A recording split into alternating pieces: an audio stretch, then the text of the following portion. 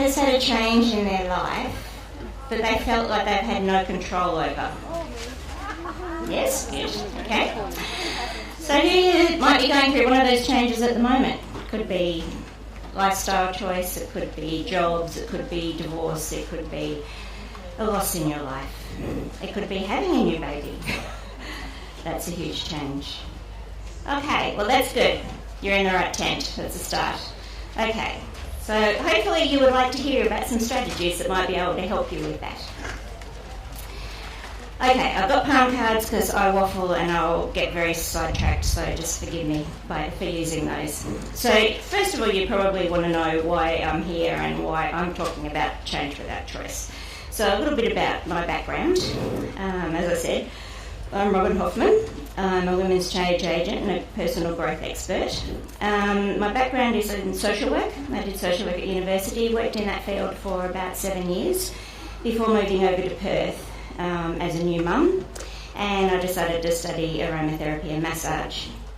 I then had my own natural therapies business for over 20 years, both here in Perth and in the country in Southern Cross for a while.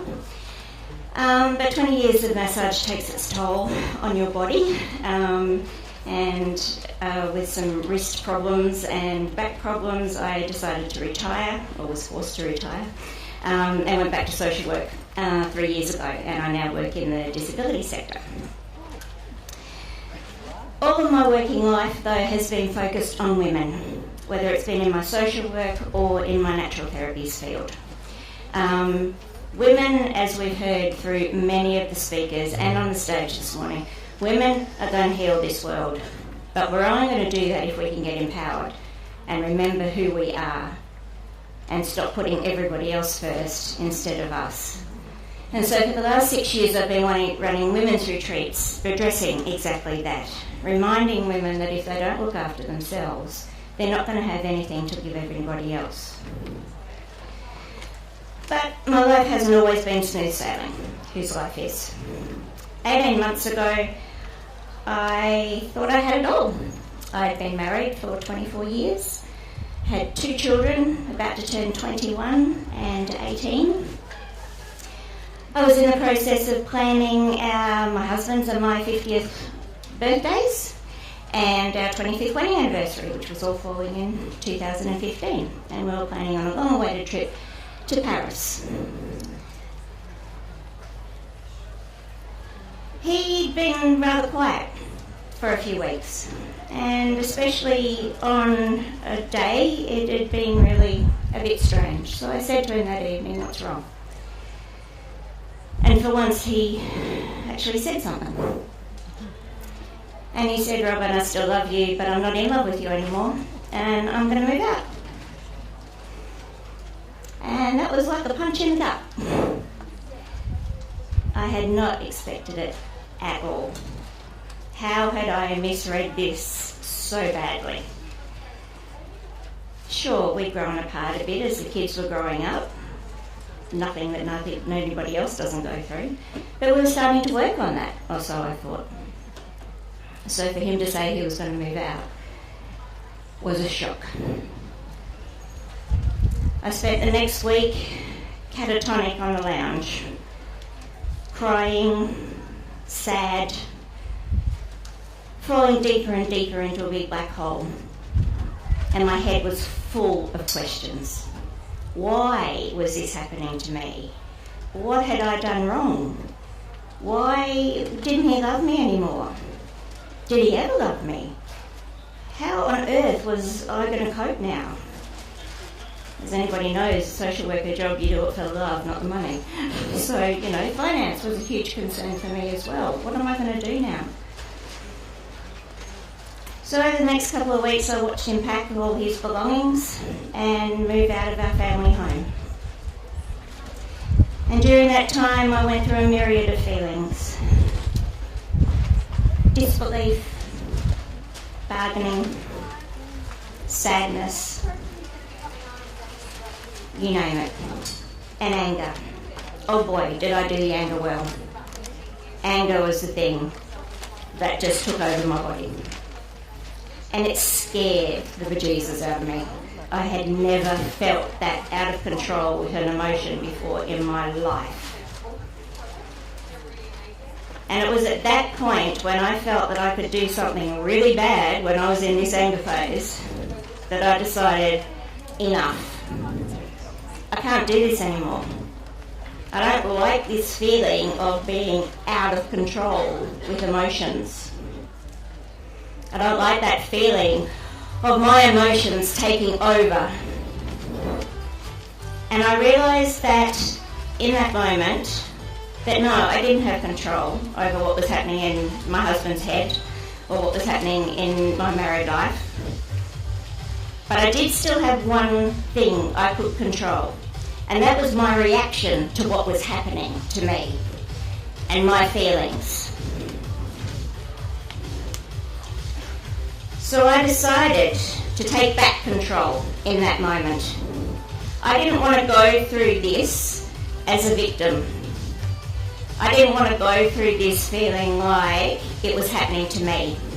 I wanted to take some control over what was happening in my life and how my life was going to proceed after this. So for 26 years I've been working with women. I've been working with them, helping them to heal. I've been working with them, giving them tools. And I finally realised that, hello, you've got all the tools you need, woman. It's actually time that you started putting stuff into practice. Practice what you preach, girl. So, 18 months on, well, it's probably about 20 months actually, here I am. My divorce was final last Friday. That was a tough day. Unempowering as well. I'm standing here stronger than I ever was before. I found my voice. Feel free to take photos of any. So is he. I'm a lot more confident than I ever was. I've got a much stronger relationship with my two gorgeous children. And I'm finally being me. I'm being the me that I was always meant to be. And a year ago I was sitting down there with you in the audience at Secrets in the Garden. And now I'm here, talking. Thank you. I thought it was pretty awesome too. Yeah. Okay, so who'd like to hear some of the strategies that I used to get to where I am today? They're all fairly simple. The first one is recognising the stages of grief. So back in 1969, Elizabeth Kubler-Ross published her stages of grief. And these are stages that we need to go through whenever there is a change in your life. When you experience a loss, any sort of loss brings change, or any sort of change brings loss. So the stages of grief are really very interesting. They're very normal stages to go through. They're coping mechanisms. They're things that we need to go through to get to the other end. And we don't go through them in this beautiful, neat, linear little motion, 1, 2, 3, 4, 5. We'll often start with 3 and go back to 1 and journey in between and spend different times. And we might think that we've just gone over 1 and that's done, but 6 months later you'll be back there again. So the 5 stages are denial and shock, anger, bargaining, depression, and finally acceptance. So the first one, I'll just go through quickly, shock or denial. This is our very normal defence mechanism reaction to any sort of news, change, loss, grief. This is giving us time to absorb the new reality. It's often numbness and shock. And this was really my catatonic state. I just sat. I had no idea what was going on. You don't believe what's happening. You don't want to believe what's happening. And it's a classic ostrich head in the sand situation. If I hide, I can just pretend it's not happening to me. don't sound very excited. Does any in the room like that? So during my phase of this, I was really thinking, this isn't happening. This doesn't happen to me. I'm the friend that people come to when it's happening to them. I help other people through this. He's going to wake up and think, nah, that was a mistake. That was just a phase, you know. All good. All going to be good. And, yeah, he didn't. But anyway, that's okay. Then I went into the next phase, anger. And I do this one really, really well. Why me? Why is this happening? So this comes when you realise that the change probably isn't going to change. This is it. And so you look for somebody to blame. And you get really angry. And you direct that anger at anybody you can. It doesn't matter. As long as it's anger and you're letting it out there. So I felt angry at him, obviously. Why is he doing this to me? How can he do this to our family? I thought family was everything to him. Well, I felt angry at his friends, the people that he confided in. They were my friends too. They obviously knew this was going to happen. Why didn't they warn me? I felt angry at the woman that he was comparing me to and I didn't measure up to. And I felt angry at myself. What could I have done to change this, and why the hell didn't I see it? How stupid are you, woman?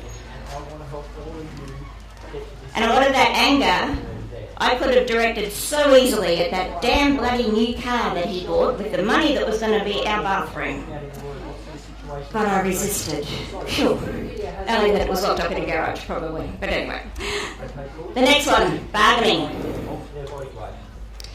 This is a very classic phase for people that are diagnosed with an illness. If I do this, give me a little bit longer. But it's also a very classic phase of people that are going through a change. It's something that we look at to try and put off that change from happening. If I do this, then this will happen.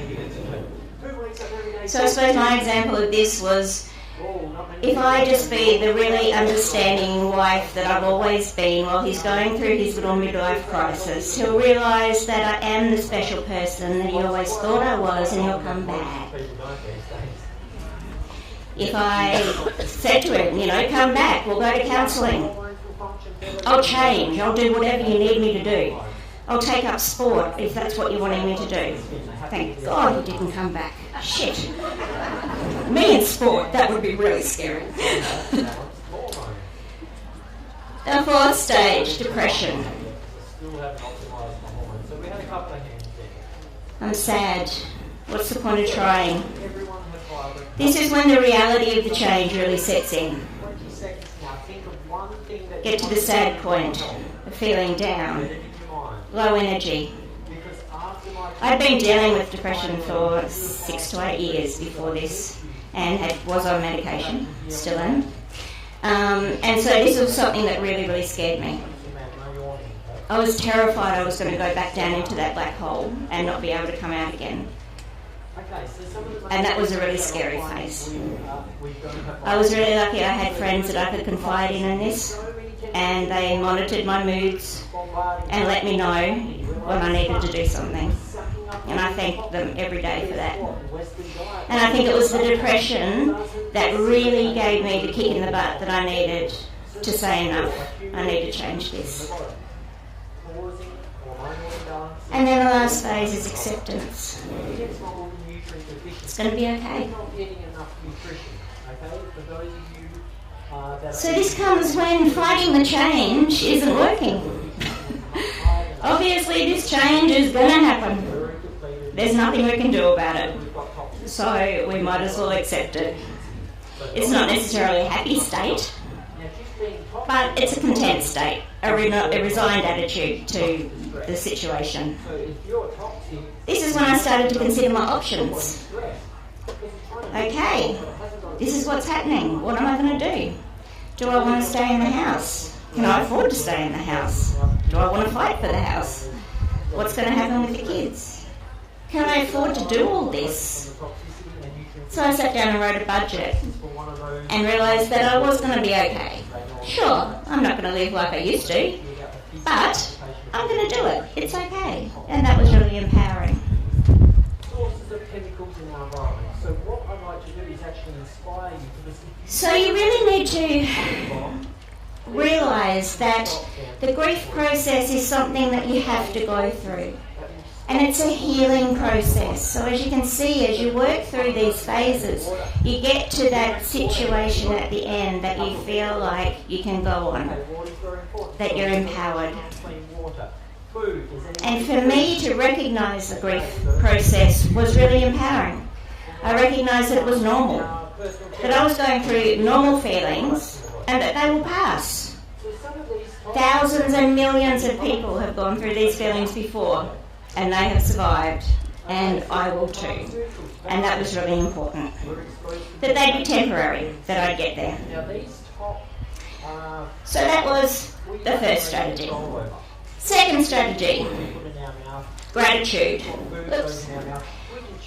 I've been teaching and practicing gratitude for many, many years. And I love this quote from Buddha, which you probably won't be able to see, so I'll read it out. Let's rise up and be thankful.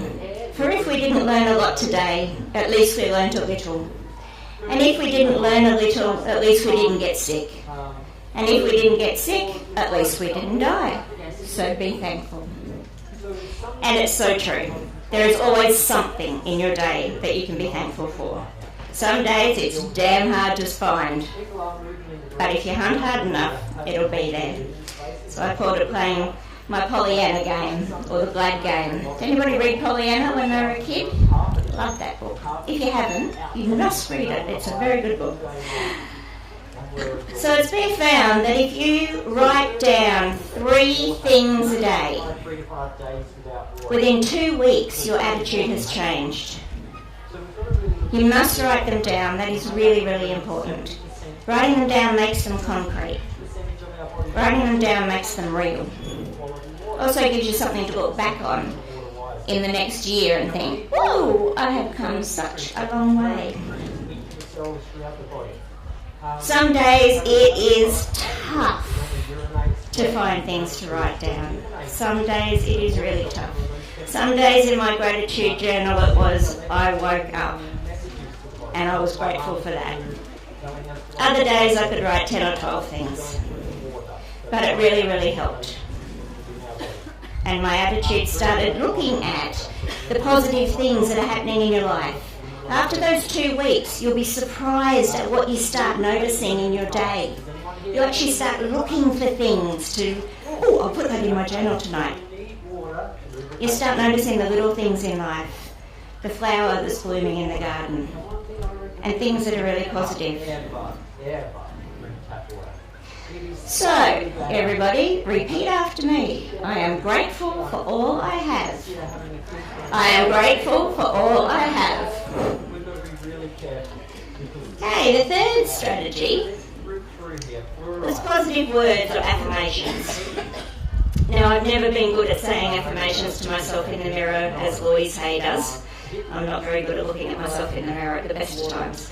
But my way of doing affirmations is I love positive quotes and I love inspirational messages. And I've always been a quotes girl. My computer's full of quotes. So what I did was I liked lots of my favourite authors on Facebook, signed up to their daily emails, all that sort of stuff. So it meant that every morning when I woke up, I'd have at least 4 or 5 messages sitting there for me to read. And so that was my way of doing affirmation. I would read those to myself, I'd save them to my computer if they really resonated with me. And it was amazing how many days that right one came along. My best friend's husband left her for about 4 months after mine left me. There's been something in the water. So I was a little bit more down the track than she was. And so each morning I would find one of these quotes and send to her. And we called them our daily pearls. And she really appreciated getting those every morning. And I really appreciated finding them for her. I think as Michelle said on the stage this morning, helping somebody else makes you feel better. And so that helped me as well. But it also made me focus on those affirmations for the day. And that was a really positive way of doing it for me. The fourth one was counselling. Now this was the toughest for me. I'm a social worker. I'm a counsellor. I don't go to counselling. I do the counselling. Hello. But it was probably the most valuable one for me. For me to admit that I wasn't coping on my own and that I couldn't do this on my own made me feel like a failure. If I can't practice what I preach, how good am I? I even found it difficult to be honest to friends when they'd say, "How are you going, Robyn?" I'd say, "I'm fine. I'm fine." People used to say to me, "You're coping so well. You've always got a smile on your face. You're always laughing." I was so good at putting on a mask.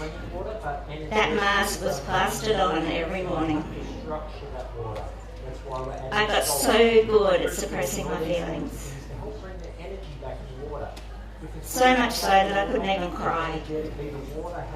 We'd go to movies and I'd be sitting next to my friends at the end of the movie, they'd blowing their noses, and I'd be sitting there dry-eyed, not even feeling sad. I even tried my two go-to movies for a good cry, The Notebook and Beaches. Still couldn't cry. That's when I realised this isn't normal, Robyn. I had pushed my feelings down so hard and so far so that I didn't have to feel that pain, that I didn't anymore. And that's not a normal coping mechanism. That's a bad coping mechanism. So it took me about 9 months to get to that point of recognising that that's what I had done. It took me another couple of months to then say, okay, I really can't do this on my own. I need some help, and to find the right person. And I suppose what I did was probably more coaching than counselling, but either way, it was going and talking to an independent person. And I can't tell you how much that changed. I can cry again. It gave me a fresh perspective. Talking to somebody independent is really important. Friends are fabulous and family are fabulous, and they are the best listeners in the world. But they have a vested interest in you, and they defend you. And I'd be talking to friends and they'd get really angry at my husband and telling him off and, but that'd bring my anger back, and I didn't want that. I didn't need that. I needed somebody to listen to me who didn't have a vested interest in me. And so that's why I went to the counsellor. It also helped me to work through my feelings and give me new strategies with dealing with those feelings. So it was a really valuable tool. And the last and the fifth strategy was craft. I found crochet. Now, I don't say that you have to go out and start crocheting, but this is what I found. Craft or any repetitive activity gets you out of that left side thinking brain that just goes around and around and around in circles and into your right side brain. It helps you calm down. It helps you stop that thinking. I had learned to crochet when I was a kid with my mum. So my friend and I went to crochet lessons. Why crochet, I have no idea. It was just there. I don't know. And by the end of the first lesson, I had remembered how to crochet, but I didn't know how to read a pattern. So that's what my aim was all over the lessons. I came home that first night, and I crocheted for another couple of hours. By the time I went to bed, I was calm. I hadn't thought about him for 2 hours. I hadn't thought about money for 2 hours. I slept the best I had slept for months that night. I was hooked, so to speak. I crocheted. Every time I sat down, I was crocheting. If you stood still long enough, I'd crochet something for you. Yeah. My house is full of crochet. It's amazing. I was obsessed.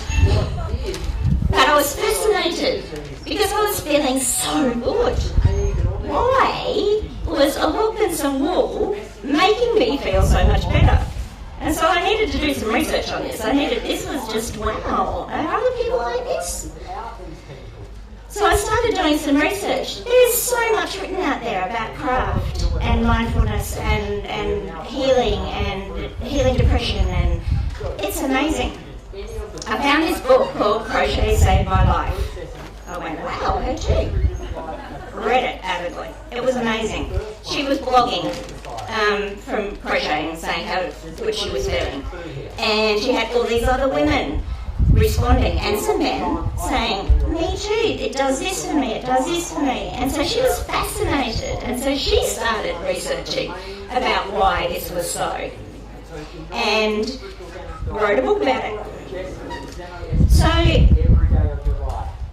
it's been proven, and through all the studies that I've found, that crocheting or any sort of repetitive craft alleviates depression.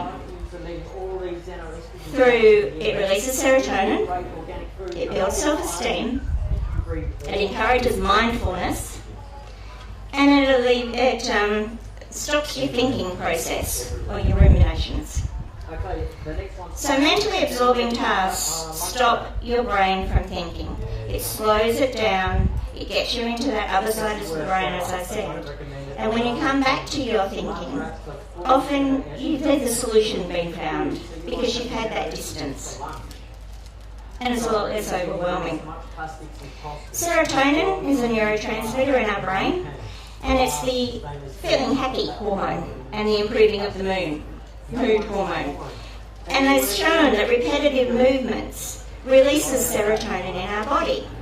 So this can be anything from painting to woodwork to playing an instrument to drawing, colouring in, whatever. Even chewing gum. It's a repetitive movement. It releases serotonin. Who would have figured? So it doesn't have to be crochet, as I said. It can be reading. It can be gardening. It can be listening to music. It can be writing in a journal, scrapbooking, card making, paper craft, reading, or crochet, if you want.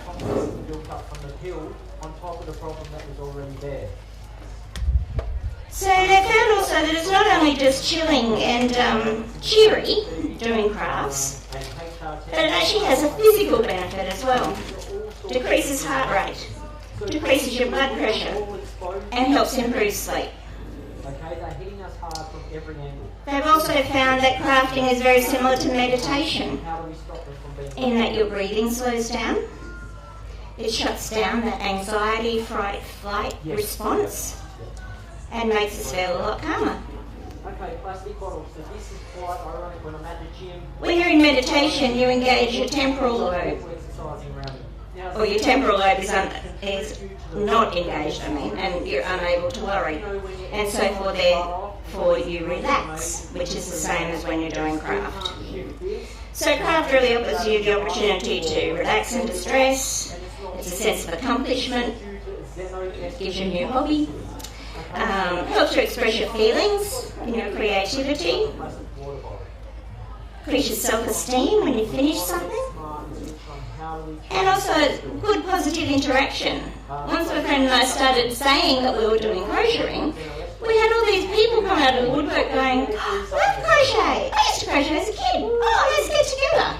So we now have a monthly crochet meeting called Stitch and Yarn.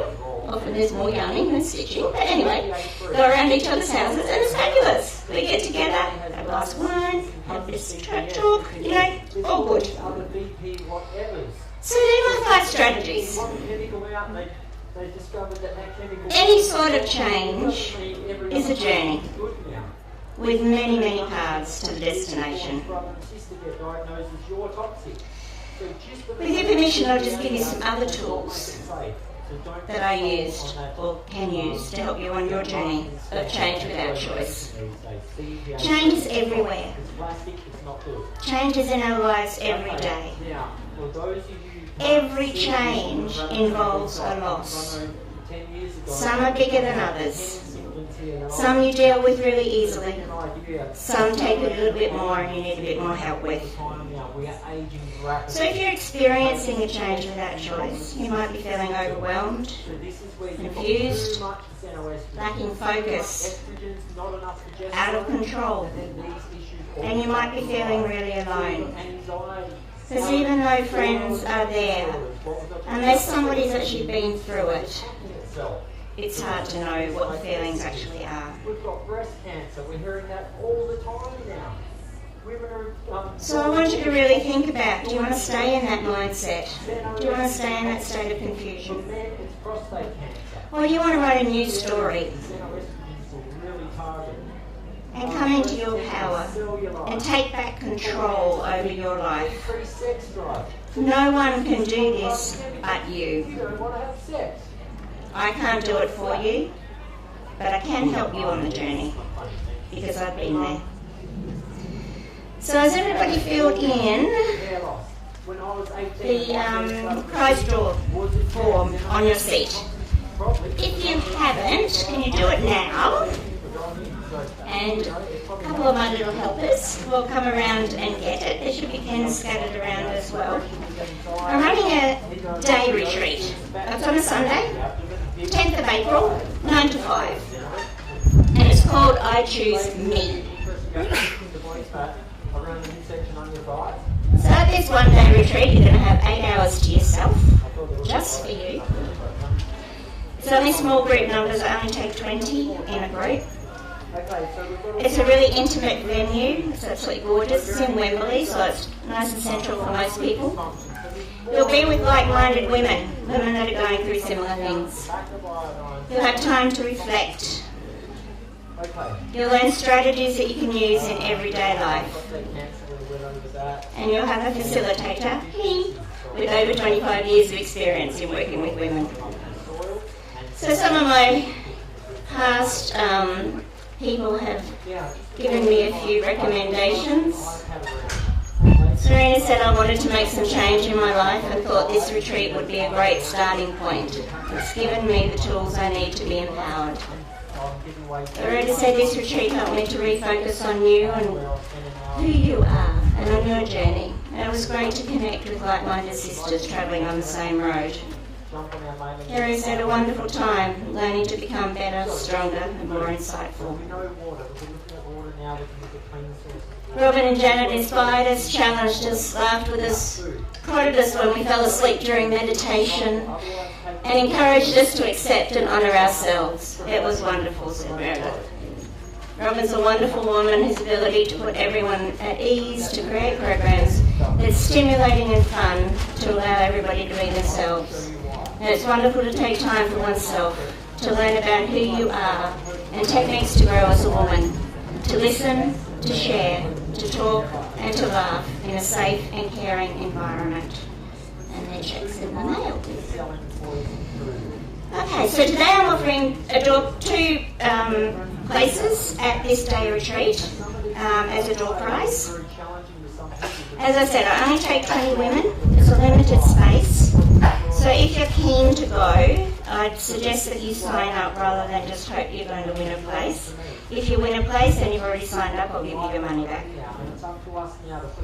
So it's really, why should you come on this retreat? You'll get a fresh perspective. You'll be refilling your cup and having a chance to put yourself first. The saying, my cup runneth over. All that stuff that runs over is for everybody else. The stuff that's in that cup is for you. And if your cup isn't full, you've got nothing to give to everybody else. But as women, we just keep giving out of that cup and wonder why it gets dry at the end. You'll be in a sisterhood. Women intuitively understand each other. Have time to reflect. Have time to consider the changes you want to make, not what changes are making for you. every one of you to make It's a life-changing day. This one day can be enough to set you on a journey. interesting profits. So this day isn't for everybody, and I don't work with everybody. I really only like working with people that are ready to make that change and are really willing to step out of their comfort zone. They're not doing it because they just started caring about So normally it's $180, that's what people want. but today for Secrets in the Garden special it's $87 if you sign up today. There's enrolment forms down the back if you're interested, so please feel free. It's being held, as I said, in Wembley at the beautiful Mind, Body, Heart Studio, which is the most gorgeous location. It's just, when you walk in there, I don't even have to do anything, people just go relaxed while I'm in there. And then finally, I've also got a 3-day retreat coming up on the long weekend in June. This is in Chittering Valley, so again, not too far, but you feel like you're a million miles away. It's called The Power of Me. And you've got business cards on the seats. If you take those and have a look on my website, all the details for those, that retreat is on there. And there's also payment plans available, etc., etc. Just contact me and I can give you a bit more information. So lastly, I would just like to say thank you so much for coming today, and I hope you enjoy the rest of your day. And I hope through listening to me, I've given you some ideas and made you decide to choose you. Thank you.